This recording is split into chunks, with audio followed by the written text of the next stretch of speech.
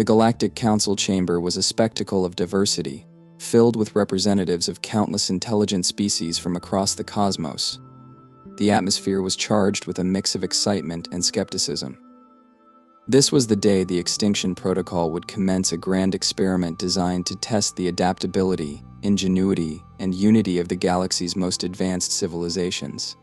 The stakes were nothing less than proving one's worth in the face of existential threat. Every species had something to prove, but none more so than humanity. Humans were the newcomers on the galactic stage, their presence often met with thinly veiled disdain. Unlike the K-Wrath, whose reptilian intellect and centuries of genetic enhancement gave them unparalleled precision, or the Elter, crystalline beings who could manipulate energy at will, humanity lacked any defining strength. They were not the strongest, fastest, or smartest.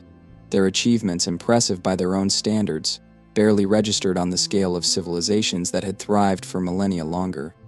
And yet here they were, standing among giants, ready to participate in the galaxy's ultimate trial. The rules of the simulation were straightforward but unforgiving. Each participating species would be placed in an isolated environment meticulously designed to mimic their native worlds, stripped of their usual advantages, and subjected to escalating challenges. These biomes, contained within enormous artificial domes, would push their inhabitants to the brink of extinction. Resources would be scarce, environmental conditions hostile, and collaboration both within and across species would be tested. A neutral overseer, the arbiter, would observe and score each group based on creativity, resilience, and unity. The goal was not merely to survive, but to demonstrate the qualities that made a civilization indispensable to the galaxy's collective future. When Commander Caroline Vasquez and her team of human delegates entered the chamber, the room fell into a subdued hush. Caroline, a seasoned leader with a reputation for calm in the face of chaos, moved with quiet confidence. Her graying hair and sharp eyes carried the weight of countless missions, but her steady demeanor projected an unshakable belief in her team. The humans had come prepared not with the arrogance of certain victory, but with the determination to prove their worth against overwhelming odds. Behind Caroline stood her chosen specialists, Dr. Malik Arjun, a physicist whose breakthroughs in renewable energy had earned him global acclaim, Sarah Kinley, a botanist and biologist with a gift for finding life in the unlikeliest places, Mason Crow, a logistics expert with an uncanny ability to find patterns in chaos, and a small group of engineers, medics, and survivalists. The other delegations barely masked their amusement. Whispers passed through the crowd. "They'll last a day," muttered a K-Wrath observer, his scaled fingers tapping rhythmically on the armrest of his seat. Primitive tools and impulsive emotions can't overcome the precision of strategy. The humans were transported into their designated biome shortly after the briefing. As the shimmering light of the teleportation array faded, they found themselves standing in a desolate landscape that felt eerily familiar yet utterly alien. The sky was a muted gray, choked with ash and smog. The air tasted metallic, with an undercurrent of something acrid and burning. The ground was cracked and dry, dotted with the skeletal remains of a once thriving city. Twisted metal and shattered concrete formed jagged monuments to forgotten eras. In the distance, plumes of smoke rose from fissures in the earth, and the faint rumble of seismic activity hinted at the instability beneath their feet. Their supplies were limited to a crate of basic tools, a small water purifier, a first aid kit, and enough rations to last a week if carefully managed. It was a deliberate handicap meant to force ingenuity, but the humans didn't waste time lamenting the unfairness of the situation.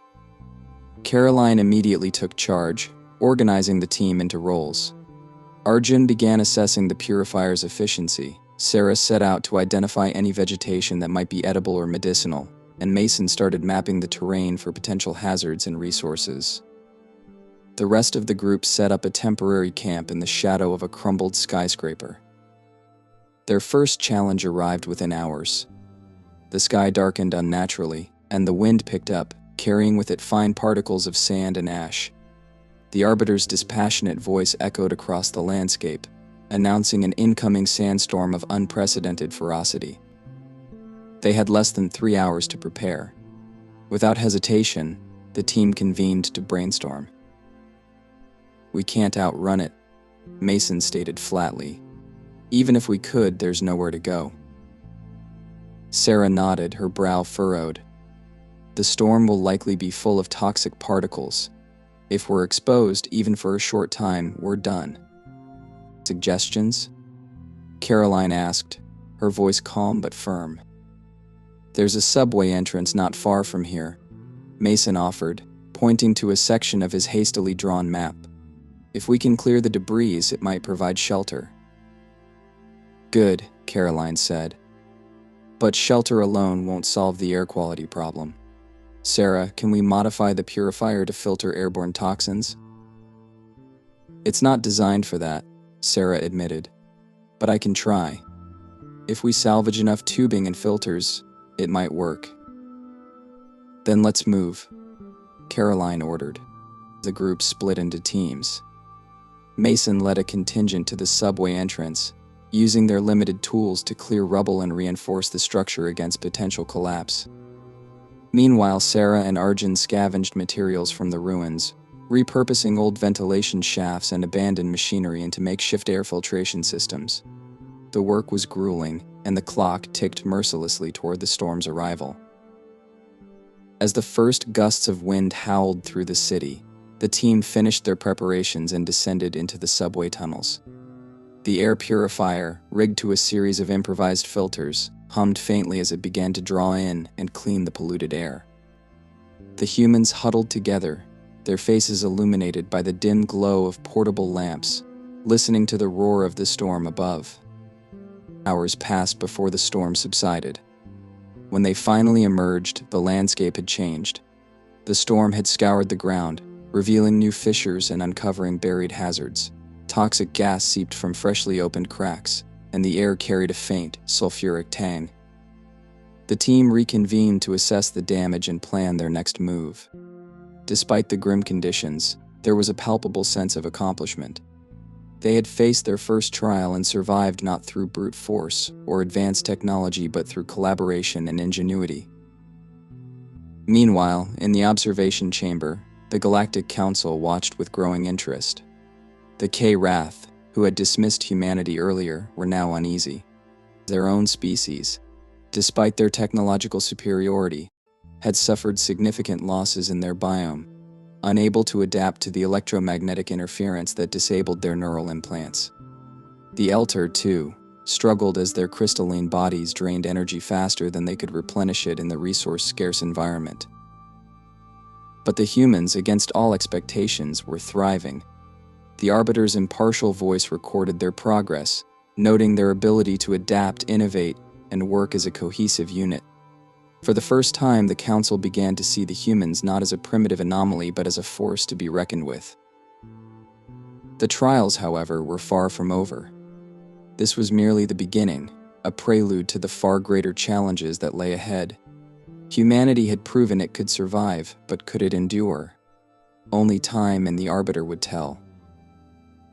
The aftermath of the sandstorm left the human team with a harrowing sight. The landscape that had already seemed inhospitable was now even more hostile. Toxic fumes seeped from the new fissures in the ground, and the air carried a heavy, oppressive heat. The team's immediate surroundings were unstable. The Arbiter had clearly escalated the simulation. Caroline Vasquez walked ahead of her group, her sharp gaze scanning the transformed environment for potential threats or resources. The team was exhausted but resolute.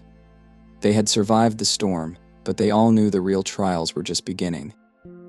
The Arbiter's dispassionate voice echoed faintly through the zone, announcing the successful completion of the first phase and introducing the next, escalating environmental instability. Mason Crow crouched near a massive crack in the earth, holding a handheld scanner they had salvaged and modified for seismic readings. The scanner's display flickered with erratic lines and ominous red warnings. He called out to Caroline, gesturing for her to come over. "We've got seismic activity beneath us," he explained as she approached. "This whole area is unstable. If we stay here much longer, the next quake could bury us." Caroline studied the readings and then turned her attention to the horizon. "We need to find higher ground," she said decisively. "Somewhere defensible and away from these fissures.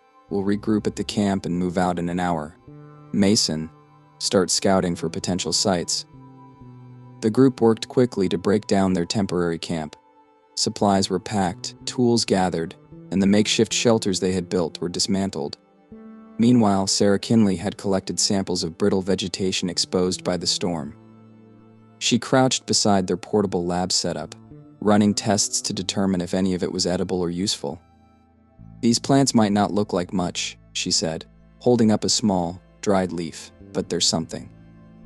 If they're not toxic, we might be able to stretch our rations with them." Caroline nodded, her mind already racing through the logistics of the move.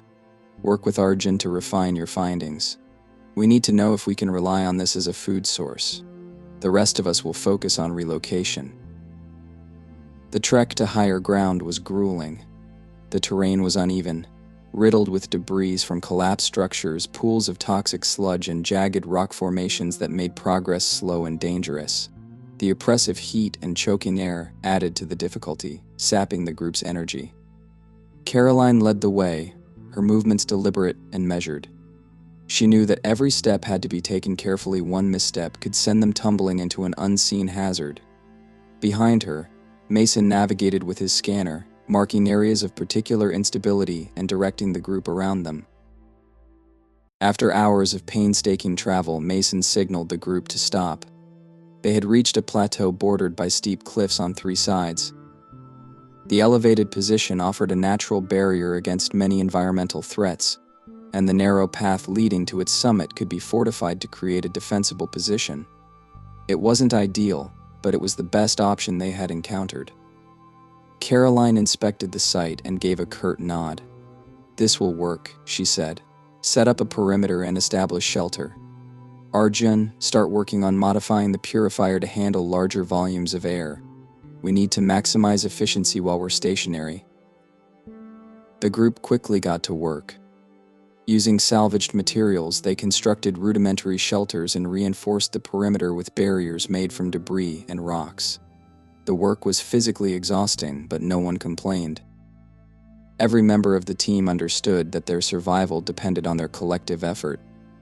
Sarah continued her analysis of the vegetation, running tests and developing a process to remove toxins from the plants. After hours of experimentation, she succeeded in creating a crude but edible paste from the leaves. "It's not exactly gourmet," she said with a wry smile as she presented her findings to the group, "but it'll keep us alive." As night fell, the team gathered in their makeshift camp. The plateau offered a clear view of the horizon, where the faint glow of distant fires illuminated the devastation of the surrounding area. They ate in silence, the weight of the day's challenges hanging heavily over them. Finally, Caroline stood to address the group. "We've made progress today," she began, her voice steady but firm. "But this is just the start. The Arbiter isn't testing our strength, it's testing our resolve. Every obstacle we overcome is proof of what we're capable of. Remember that. Stay focused, stay united, and we'll get through this." The following morning brought a new trial. The Arbiter announced the beginning of the resource scarcity phase. Their rations, already limited, would no longer be replenished. Additionally, the purifier, their lifeline in the toxic environment, had been deliberately sabotaged to reduce its efficiency. The team's survival now hinged on their ability to find alternative sources of food, water, and clean air. Sarah and Arjun immediately began refining their methods for processing the vegetation.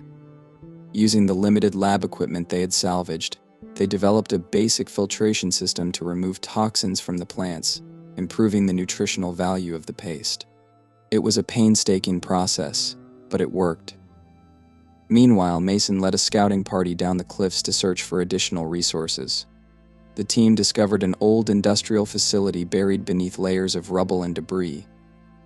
Inside, they found rusted machinery, scattered tools, and strange markings on the walls that suggested another species had once inhabited the area.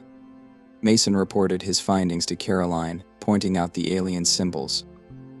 "Whatever was here before us might have left something behind," he said. "It's worth investigating." Caroline agreed. and the group began a systematic exploration of the facility. Their efforts paid off when they uncovered a hidden cache of supplies, including a small generator and a stash of preserved food. Though the generator was damaged, Arjun believed he could salvage components from it to enhance the purifier. The food, while alien in origin, appeared safe for consumption after testing. Despite these successes, the relentless challenges of the simulation began to take a toll on the team. Fatigue, stress, and the constant threat of failure weighed heavily on their minds. Arguments flared as tempers frayed, and Caroline found herself mediating disputes more often than she liked. During one particularly heated exchange, she called the group together.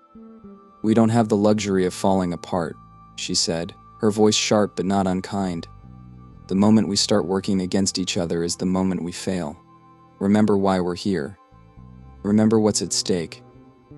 Her words struck a chord, and the team rallied. Despite their differences, they understood that their survival depended on unity. They redoubled their efforts, pushing through exhaustion to tackle each new obstacle with determination. By the end of the second phase, the humans had achieved a series of breakthroughs. Arjun's modifications to the purifier restored its functionality and even enhanced it, allowing them to process air and water more efficiently. Sarah's work yielded a nutrient-rich supplement that boosted their energy levels, and Mason's exploration of the industrial facility uncovered additional resources, including medical supplies. The Arbiter announced their progress with a rare note of approval. Humanity's performance had not only exceeded expectations but had outpaced every other species in the simulation. For the first time, the Galactic Council began to see humans not as an anomaly but as a force to be reckoned with. Yet, as they prepared for the next phase, the team knew their greatest challenges were still ahead. The simulation was far from over, and the final trials would push them to the brink. The plateau camp stood in stark contrast to the desolation around it, a testament to human ingenuity and resilience. The purifier hummed steadily, filtering the toxic air, and the team worked tirelessly to maintain their fragile sanctuary. However, the Arbiter's announcements grew increasingly foreboding. As the simulation entered its final phase, the challenges became more severe. The sky darkened ominously, a precursor to the next trial. The team, battered but determined, braced for what was to come. The Arbiter's voice resonated through the atmosphere. Final phase initiated adaptive collapse scenario. Environmental volatility at maximum. Test subjects must stabilize conditions to survive. Evaluation parameters updated: strategic innovation, resource maximization, and interspecies cooperation. Caroline Vasquez exchanged a look with her deputy, Malik Arjun. The mention of interspecies cooperation was new and troubling. It implied that their isolation might soon be breached, introducing an unpredictable element. "Everyone stay sharp," Caroline said, her voice firm but calm. "This isn't just about surviving anymore. They're testing how we deal with the unexpected." Their first trial of the final phase came swiftly. A series of tremors shook the plateau, sending rocks cascading down the cliffs and destabilizing their camp. Mason Crow led a group to reinforce their perimeter, using salvaged beams and debris to fortify the shelters. Meanwhile, Sarah Kinley and Arjun worked to recalibrate the purifier, which had begun to falter under the increasing strain of the polluted air. The tremors culminated in a violent quake that opened a massive fissure just meters from their camp. Toxic gas spewed from the crack, forcing the team to retreat further up the plateau. As they regrouped, Caroline received an alert from Mason's scanner. It had picked up movement near the base of the cliffs, large, deliberate movements that could only be made by other sentient beings. "Looks like we've got company," Mason said grimly, handing her the scanner. Through the hazy atmosphere, they could make out a group of K-Wrath, their reptilian forms moving with calculated precision. The K-Wrath had clearly suffered in their own biome. Their normally gleaming scales were dulled, and their movements were sluggish. Despite their weakened state, they approached with an air of caution and suspicion. Caroline stepped forward, signaling to her team to stay back. She raised her hands in a gesture of peace as the K-Wrath leader, a tall figure with sharp, glinting eyes, stepped forward. "What do you want?" Caroline asked, her tone measured. The K-Wrath leader hesitated before responding. "Our biome collapsed," he admitted, his voice low and raspy. "We require shelter." Caroline studied him carefully. The K-Wrath were not known for their diplomacy. Their species prided itself on dominance and strategy, often viewing collaboration as a weakness. But now, desperation had forced them to seek help. "Shelter is one thing," Caroline replied. "But if you're here to take what we've built, we'll fight to protect it." "We have no choice," the K-Wrath leader said. "We can offer assistance, strength, knowledge." Caroline turned to her team. "What do you think?" "They're desperate," Mason said. "That makes them dangerous. But it also makes them willing to cooperate," Arjun countered. "If we can manage this alliance, it might increase our chances of survival."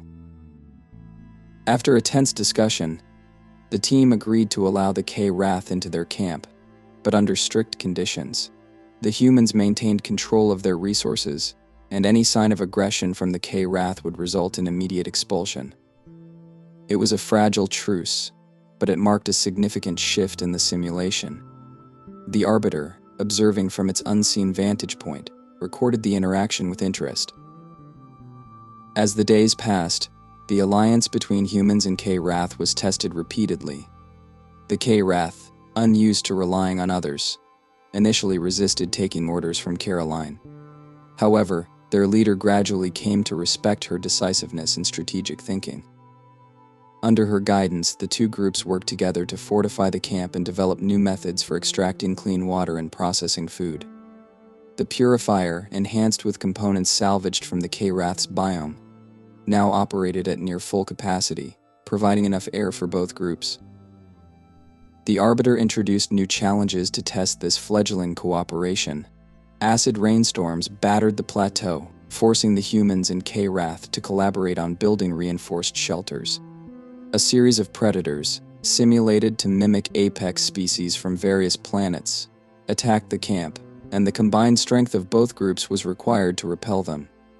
Each trial brought them closer together, breaking down barriers of mistrust. But the most significant challenge came without warning. One night, the sky erupted with an eerie, crimson light as the Arbiter initiated the final sequence. The ground shook violently, and a deep, resonant hum filled the air. A massive structure emerged from the ground, its jagged spires reaching toward the sky. It pulsed with an otherworldly energy, and the Arbiter's voice announced its purpose. Final directive: activate stabilization beacon. Collaboration required. Failure results in extinction. The team quickly deduced that the structure was designed to stabilize the biome, preventing further environmental collapse. However, its activation required multiple energy sources and complex synchronization, something no single species could achieve alone. Caroline and the K-Wrath leader devised a plan. Arjun and Sarah would work on rerouting the camp's power supply to the beacon, while the K-Wrath provided their advanced energy modules salvaged from their equipment. Mason led a team to navigate the dangerous terrain surrounding the structure, clearing obstacles and fending off the simulated predators that continued to attack. The task was monumental. Arjun and Sarah worked tirelessly, their hands blistered from the intense heat generated by the machinery. The K-Wrath, despite their earlier reservations, proved invaluable, using their technological expertise to fine-tune the energy modules. As the team worked, the ground beneath them became increasingly unstable, and time seemed to slip away. Finally, after what felt like an eternity, the beacon began to hum with life. Its spires glowed with a brilliant light, and the ground stopped shaking. The crimson sky faded to a dull gray, and the air, for the first time, felt clean. The simulation had been stabilized. The Arbiter's voice returned, calm and measured. Simulation complete. Evaluation underway. The humans in K-Wrath stood together, their exhaustion evident, but overshadowed by a sense of accomplishment. The structure around them dissolved, revealing the observation chamber of the Galactic Council. Representatives of countless species watched in silence, their expressions a mix of awe and respect. The Arbiter delivered its final assessment. Human adaptability, ingenuity, and willingness to collaborate have exceeded expectations. The K-Wrath demonstrated capacity for evolution through cooperation. Both species are recommended for leadership roles in galactic initiatives. Caroline turned to her team, a rare smile crossing her face. They had not only survived but thrived, proving their worth in a galaxy that had doubted them. The K-Wrath leader approached her, extending a clawed hand. "You've earned my respect, human," he said. "Perhaps there is strength in unity after all." As the chamber erupted in applause, Caroline allowed herself a moment of pride. Humanity had faced the unknown and emerged stronger. They had not just adapted, they had redefined what it meant to survive.